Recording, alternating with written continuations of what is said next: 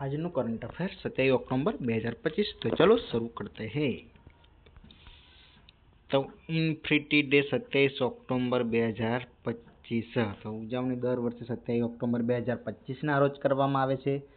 પ્રથમ ઉજવણી ક્યારે કરવામાં આવી હતી? 1947 માં કાશ્મીર યુદ્ધની યાદમાં હતું। શીખ રેજિમેન્ટની પ્રથમ બટાલિયને શ્રીનગર એરબેઝ પર યુદ્ધ લડ્યું હતું ત્યારે હેતુ એનો એ હતો કે પાયા દળ સૈનિકોને શ્રદ્ધાંજલિ અને વિશેષતા ઇન્ફિનિટી દળ પગપાળા મેદાનમાં લડે છે। પગપાળા મેદાનમાં ના ગોળોને કશું જ નહીં, પગપાળા મેદાનમાં લડે છે। આગળનું વિશ્વ ઓડિયો વિઝ્યુઅલ હેરિટેજ ડે સ્થાપના એની ક્યારે કરવામાં આવી હતી? 1980માં 21મી યુનેસ્કો જનરલ કોન્ફરન્સ દરમિયાન આની સ્થાપના કરવામાં હતી।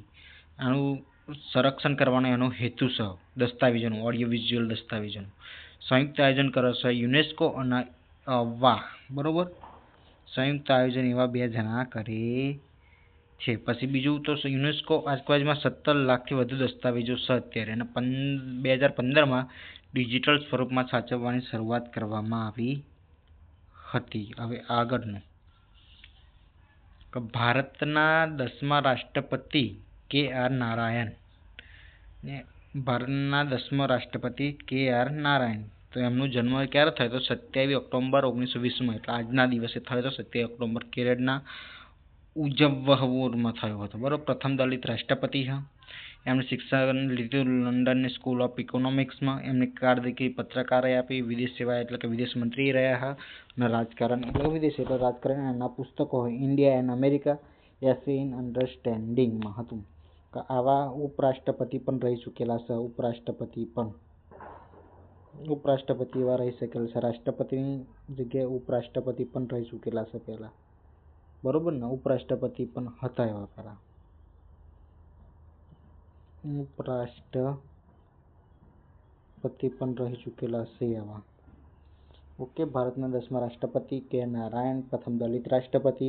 એમનો જન્મ થયો તો 27 ઓક્ટોબર 1920 કેરળમાં। શિક્ષણ એમનું લીધું લંડન સ્કૂલ ઓફ ઇકોનોમિક્સ।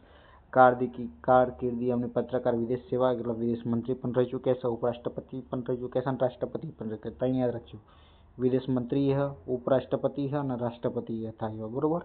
એમના પુસ્તકો ઇન્ડિયા એન્ડ અમેરિકા અને એસે ઇન અન્ડરસ્ટેન્ડિંગ। હવે આગળનું જાપાનની પ્રથમ મહિલા વડાપ્રધાન તો સાને ટાકાઇચી બરોબર। પક્ષ એમનો તો LDP એટલે લિબરલ ડેમોક્રેટિક પાર્ટી। ઉપનામ એમના આયર્ન લેડી કહેવામાં આવે છે। આયર્ન લેડી કોણ? તો જાપાનની પ્રથમ મહિલા વડાપ્રધાન સાને ટાકાઇચી। પૂર્વ વડાપ્રધાન હતા શિગેરુ ઇશિબા અને શિગેરુ ઇશિબા કેટલા સમય માટે રહ્યા હતા એવા? તો શિગેરુ ઇશિબા ફક્ત 1 જ વર્ષ સુધી રહ્યા હતા। ફક્ત 1 વર્ષનો જ કાર્યકાળ હતો એમનો બરોબર, 1 જ વર્ષનો કાર્યકાળ હતો। હવે આગળનું કે ટેક અને IIT હૈદરાબાદ વચ્ચે એમનો થયો હતો સંસ્થા ટેલિકોમ્યુનિકેશન એન્જિનિયરિંગ સેન્ટર એટલે કે ટેક એના હૈદરાબાદ વચ્ચે IIT હૈદરાબાદ વચ્ચે એમનો થયા કે હેતુ એમનો 6G AI અને એન્ટેના ટેકનોલોજીમાં સહયોગ। મુખ્ય ક્ષેત્રો છે મોબાઈલ કોમ્યુનિકેશન, ઓપન રેન, નોન ટેરેસ્ટ્રિયલ નેટવર્ક। ઓકે, હવે આગળનું માહે પ્રથમ એન્ટી સબમરીન વોરફેર જહાજ। માહે પ્રથમ એન્ટી સબમરીન વોરફેર જહાજ બરોબર। નિર્માણ એનું કોચિન શિપયાર્ડ લિમિટેડ એટલે CSL સોંપણી કરવામાં આવી 23 ઓક્ટોબર 2025। લંબાઈ એની 78 મીટર, વજન એનું 1100 ટન અને સુવિધાઓ ટોર્પીડો, સોનાર અને રડાર એ બધી સુવિધાઓ આપશે। CSL દ્વારા સ્વદેશી રીતે ડિઝાઇન અને નિર્માણ કરવામાં આવ્યું બરોબર। આ જહાજમાં ટોર્પીડો, મલ્ટીફંક્શનલ સબમરીન, વિરોધી રોકેટ અને અદ્યતન રડાર અને સોનાર સાથે પાણીની અંદર યુદ્ધમાં સર્વશ્રેષ્ઠ પ્રદર્શન કરશે બરોબર। કોચિન શિપયાર્ડ દ્વારા બનાવવામાં આવેલું છે। 8 એન્ટી સબમરીન વોરફેર શૈલી વોરક્રાફ્ટમાંથી પ્રથમ માહે 23 ઓક્ટોબર 2025ના રોજ ભારતીય નૌકાદળને સોંપવામાં આવી બરોબર। 8 બનાવવામાં આવેલા હા, 8 બનાવો એમાં અહીંયા પહેલું સોંપવામાં આવ્યું માહે, 8માંથી પહેલું સોંપવામાં આવ્યું છે અને સોંપણી 23 ઓક્ટોબર 2025ના રોજ કરવામાં આવી છે। હવે આગળનું પોષણ અને મહિલા અને બાળ વિકાસ મંત્રાલયમાં બરોબર। નવો નંબર 1515 નવો હેલ્પલાઇન નંબર લાગુ 1 નવેમ્બર 2025. જૂનો નંબર હતો 14408 હતો અને હેતુ એમનો સહાય મેળવવામાં રાહત હતી. બરોબર. પછી મહિલા અને બાળ વિકાસ મંત્રાલય નાગરિકોના સહાયક સેવાઓના યાદ રાખવાના, તેના ઉપયોગ કરવામાં સરળતા રહે તે માટે પોષણ અને પ્રધાનમંત્રી માતૃવંદન યોજના એટલે કે PMMY પોષણ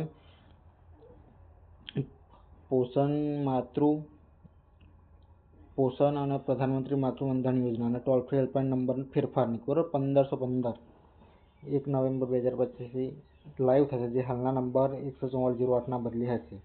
ઓકે. હવે આગળનું મોદી જ મિશન પુસ્તકનું વિમોચન કરવામાં આવ્યું. બરોબર. મોદી જ મિશન પુસ્તક વિમોચનનું મહારાષ્ટ્રના રાજ્યપાલ આચાર્ય દેવવ્રત, એટલે મહારાષ્ટ્રના રાજ્યપાલ એ તરીકે ગુજરાતના છે. બરોબર. એમના સીએમ હતા MH દેવેન્દ્ર ફડણવીસ. મુંબઈમાં મોદી જ મિશન પુસ્તકનું વિમોચન કર્યું. એમને મુંબઈમાં આના લેખક છે વકીલ બચરજી દેસાઈ. બરોબર. વકીલ બચરજી દેસાઈ છે એના ઉલ્લેખ એમણે શું કર્યો હોય તો મોદી જ મિશન પુસ્તકમાં વડાપ્રધાન નરેન્દ્ર મોદીના વડનગરને એક સામાન્ય બાળપણથી લઈને વડાપ્રધાનના કાર્યાલય સુધીના અસાધારણ વ્યક્તિગત સફરનો ઉલ્લેખ કરવામાં આવ્યો છે. એટલે કે એમની જીવનયાત્રાનો ઉલ્લેખ કરવામાં આવ્યો છે.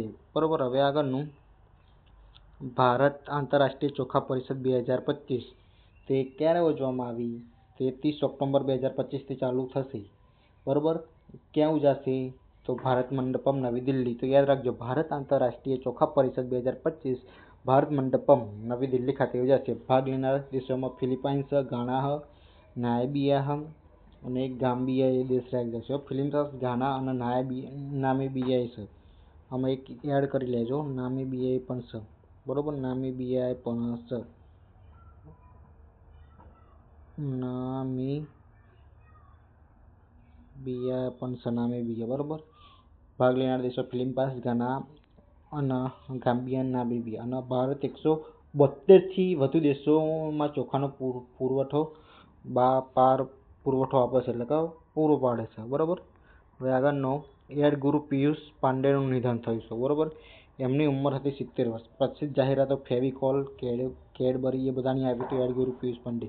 ગીત એમને મિલે સુર મેરા તુમ્હારા હમારા પણ લખ્યું હતું.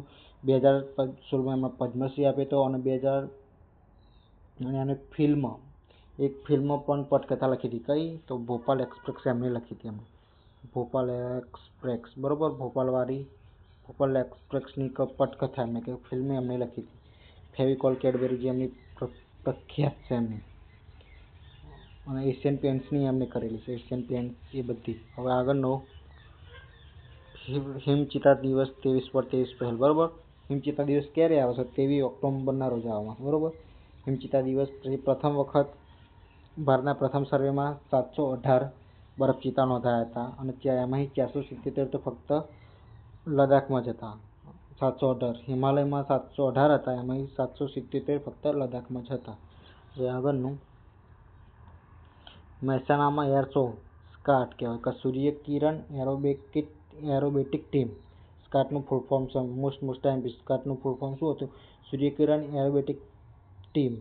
એ ક્યારે કરવામાં આવી? 24 ઓક્ટોબર 2025ના રોજ કરવામાં આવ્યું અને વાયુસેનાની પ્રખ્યાત છે. બરાબર. વાયુસેના છે. 24 ઓક્ટોબરે એનું આયોજન કરવામાં આવ્યું હતું અને વિમાન 9 hoc mark 132 jet fighter jets હતા. બરાબર. સૂર્યકિરણની ટીમમાં કુલ 9 હોક માર્ક 132 ફાઇટર જેટ્સ એકસાથે ઉડાન ભરી હતી. આકાશમાં ભવ્ય તિરંગો રચ્યો હતો. અને આ સ્કાટ ક્યારે રચાયેલું હતું? 1966માં. 1996માં સ્કાટની રચના કરવામાં આવી. એની રચના ક્યારે કરવામાં આવી? 1996માં. સ્કાટની રચના 1996માં કરવામાં આવી છે. બરાબર. એમનું સૂત્ર છે સર્વદા સર્વોત્તમ, એટલે શ્રેષ્ઠતા અને શિસ્તનું પ્રતીક છે. બરાબર. સ્કાટ એશિયાની એકમાત્ર નવવિમાનની એરોબેટિક સીમા. પછી 9 વિમાન. બરાબર. 9 વિમાન હોય આ ટીમમાં. 9 વિમાન હોય. બરાબર. વર્ષોથી સૂર્યકિરણ એરોબેટિક્સ સમગ્ર ભારતમાં અને ચીન, શ્રીલંકા, મ્યાનમાર, થાઇલેન્ડ, સિંગાપુર અને યુએ સહિત અનેક દેશોમાં 700થી વધુ પ્રદર્શન કર્યા છે. અલગ અલગ દેશોમાં જાય છે એમાં કરે છે. 700થી વધુ પ્રદર્શનો કરે છે. બરાબર. 700થી વધારે પ્રદર્શન કર્યા છે એમને. હવે આગળનું સ્મૃતિ મંધાનાનો રેકોર્ડ. કે 2025માં 5 સદી એમને ફટકારી છે. કુલ 14 ઓડીઆઈ સદી છે અને મેગ લેનિંગ 15 ઓડીઆઈ એમનો પહેલો ક્રમ, બીજો સ્મૃતિ મંધાનાનો છે, બરોબર. અને 5 આંતરરાષ્ટ્રીય સદી એની સાથે બીજા કોને છે ફટકારી? તાજબીન બિસ્ટે ફટકારેલી છે. એમની સાથે સંયુક્ત એક જ કેલેન્ડર એટલે કે એક જ વર્ષમાં એટલે કે 2025માં જ એમને ફટકારેલી 5 સદી છે. ઓકે, તો આવું બીજું કરંટ અફેર જાણવા માટે અમારી ચેનલને લાઈક કરો, શેર કરો અને સબસ્ક્રાઈબ કરો.